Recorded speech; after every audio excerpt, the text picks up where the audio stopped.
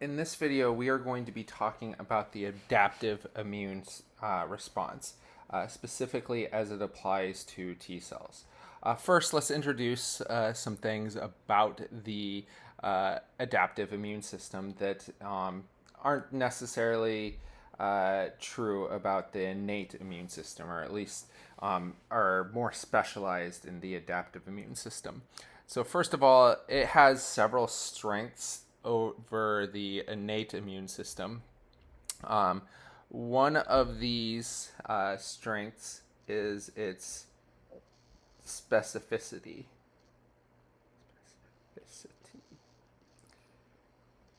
That is where the innate immune system was just checking for like common signs of an infection. The adaptive immune response is able to recognize specific antigens, which are the small chemical groups associated with the pathogens, um, based on the specific receptors of the B cells and the T cells. So this allows it to be very specific in the cells, pathogens, other things that it will target as a part of the immune system, or as part as a pathogenic response. A second strength is that there is a specific memory associated with the adaptive immune response. So once you've been exposed to a pathogen, you have T cells and B cells that stick around, so that re-exposure to the pathogen will oftentimes lead to a stronger, faster response that can sometimes even eliminate the pathogen before you have significant tissue damage or symptoms. And then a third feature of this is its ability for self recognition. Essentially, the adaptive immune system is going to check and make sure that you are targeting things that are non-self and not targeting things that are self. And it does this partly by weeding out cells that will recognize and target self antigens to the expense of your overall health. So let's look at T cells in particular. So the T cell mediated immune responses are based on what is known as the T cell receptor, or the TCR. So the T cell receptor is going to be based on these chains that are going to be variable here, have a constant region and a transmembrane region. So this variable region is going to be where you have differences in amino acid sequences that allow it to recognize the different antigens that they are going to target. The antigens are usually large and complex components. They can be proteins, lipids, but largely they're going to be large, and they can actually consist of many antigenic determinants. So an antigenic determinant is a specific part of the antigen that is being recognized by the T cell receptor in this case. These are also known as epitopes. So the differences in the amino acid sequences in the variable region will be the basis for why it can recognize this part of this antigen versus this part, because this receptor won't recognize this part of the antigen. It only recognizes this part, and it won't recognize another antigen unless it has this specific structure and shape that allows it to recognize it on there, usually because it is a common pathogen. So the same antigen that's being produced by the same virus. All right, so when we have antigens, we generally have cells that are going to present these antigens. And there's two classes of antigen presenting cells. So we have MHC, these are the proteins. You have your class 1 and your class 2. They are similar in that they bring the antigen to the surface of the cell to present it to the T cell and its receptor.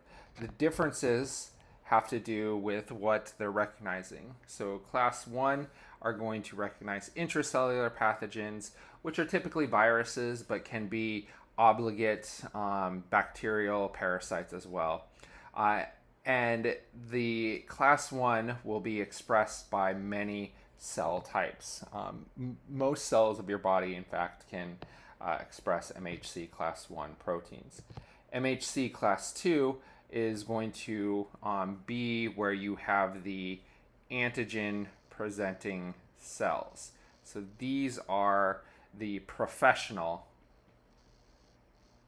antigen presenting cells because they are going to be responsible for displaying these to the surface so that your T cells can recognize it. So these are typically going to take up things from the extracellular environment, so pathogens like bacteria, parasites, and fungi. It's going to basically manipulate the proteins inside the cell and then ultimately express those on the surface so that the T cell can recognize it. So cell types that express MHC class 1, many cells do that. They are not going to be phagocytic in nature, and their function is going to be to stimulate cytotoxic T cell immune response. Class 2 can be expressed by macrophages, dendritic cells, or B cells. All of these are phagocytic, so notice yes to all of these. And here they're going to stimulate phagocytosis and presentation at the primary infection site if it's a macrophage. The dendritic cells are going to be responsible for bringing the antigens to a lymph node that is nearby, and the B cells are going to be what are going to secrete antibodies. So B cells will transform into plasma cells once they've been exposed to an antigen presenting cell. So how does antigen presenting work? Well, it begins when a pathogen or extracellular antigen is being engulfed. So this is the pathogen. These would be the antigens because they're only components. They're being engulfed and they are being stuck into vesicles. In the case of the ingested pathogen, you have your lysozyme here that is a lysosome here that is going to digest the pathogen using lysozyme and other using not lysozyme but other potential breakdown proteins to help digest it. So it extracts their antigens. Now that we have the antigens present, so here you didn't need to do any extra processing. Here you have processed that. Now the MHC proteins are going to enter into the vesicles and bind, sorry, I went a little fast there, bind to the antigens themselves. Now you have that complex.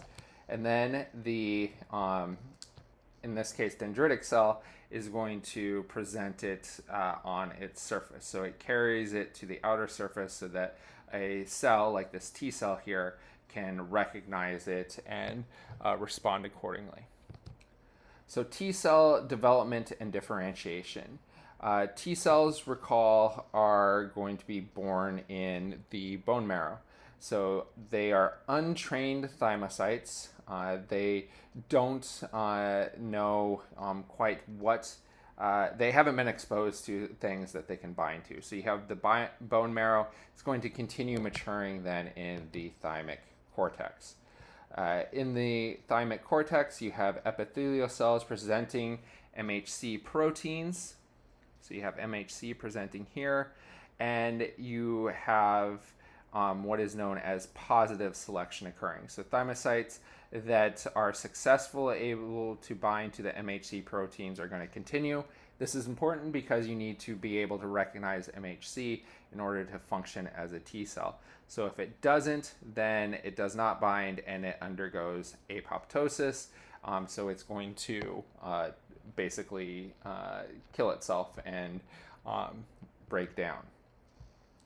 Thymocytes that survive positive selection are going to be called double positive because they have CD8 and CD4 receptors.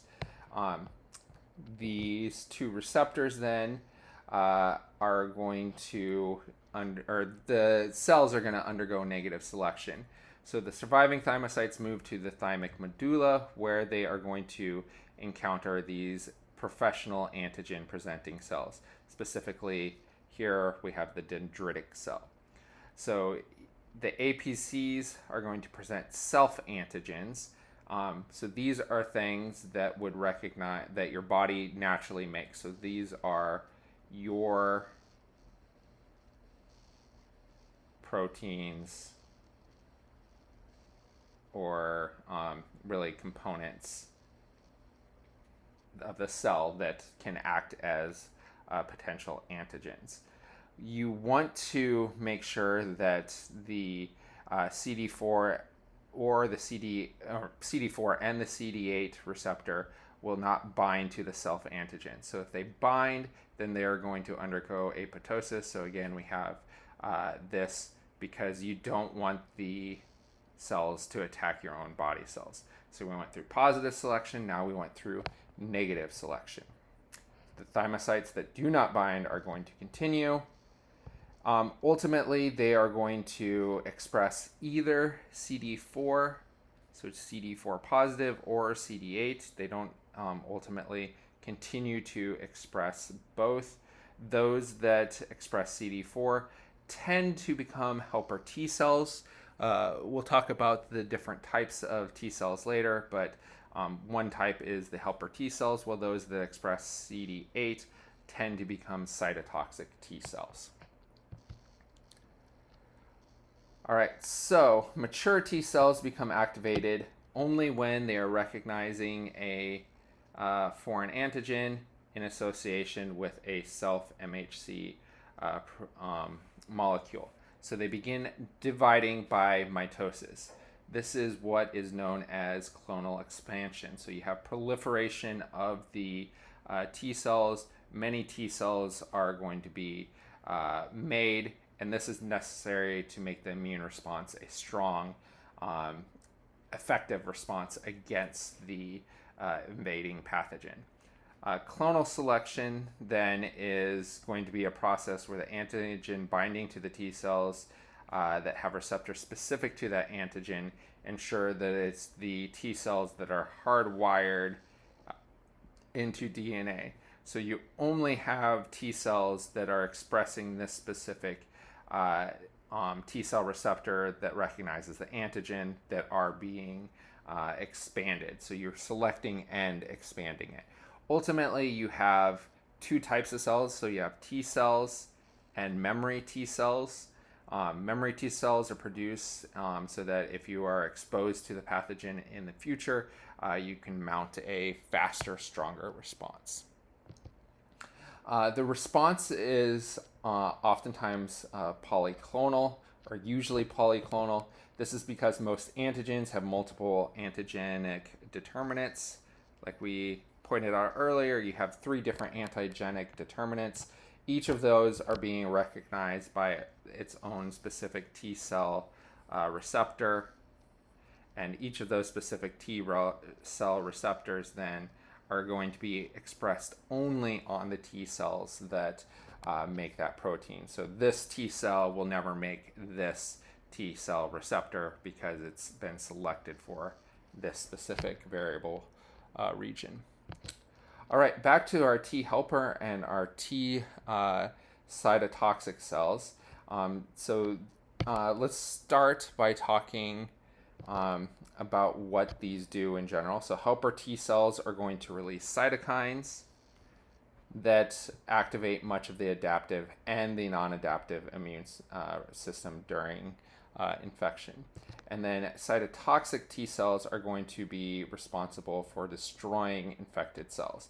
So cytotoxic cell, toxic, killing, sickness, etc. These kill, these help or aid in the response. All right, T helper cells. So T helper cells can come in two flavors. So we have T helper 1 cells. These secrete cytokines that regulate the immunological activity and development of cells. So it helps to cause macrophages to develop and other types of T cells to develop. T helper 2 cells, on the other hand, are going to be responsible for taking B cells and transforming them into plasma cells.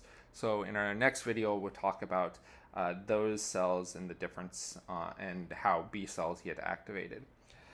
They're required for the antibody response. So anytime you see B cells, think antibodies. T helper 2 cells are going to help B cells. All right, so these require T cell dependent antigens. This will be something that we revisit again in the next video. Cytotoxic T cells, on the other hand, they are going to kill by inducing apoptosis. Just like you have natural killer cells of the innate immune system, secreting perforins and granzymes that help to break down the membrane and stimulate apoptosis. Same thing's happening with the cytotoxic T cells. So in order for this to happen, you have to have the MHC class 1 protein with a antigen present. You have the T cell receptor that recognizes that antigen, as well as the CD8 alongside of it. That, when you have those things, leads to the activated cytotoxic T cell. All right, the function of T cells. So T cells, their main target are infected cells, and they lead to cytotoxicity.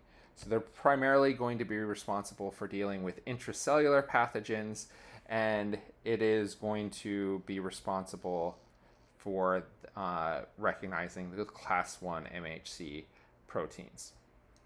T helper 1 cells, these are going to be targeting macrophages, where they are going to help induce them, as well as other T cells, but they are going to be targeting extracellular pathogens. Notice that they express CD4, as do the T helper 2 cells, and they are going to be responsible for the MHC class 2 proteins. T helper 2, these are going to target B cells. They are going to be inducing them so that they start to become plasma cells and secrete antibodies. Again, these are typically extracellular parasites or extracellular pathogens that it's recognizing. T regulatory, we didn't talk about those as much, but these are going to target T helper cells. So they actually suppress. So these are making sure that the T helper 1 and T helper 2 are not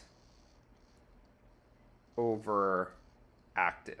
Basically, you don't want an immune response when you don't have a pathogen attacking you. So the T helper 1 and T helper 2 need to be suppressed by the T regulatory cells. Also express CD4, but CD25 as well. The main ones to note are the cytotoxic T helper 1 and T helper 2. T regulatory, just know that they suppress the immune system for now. All right, that does it for the T cells. In the next video, we will start talking about B cells.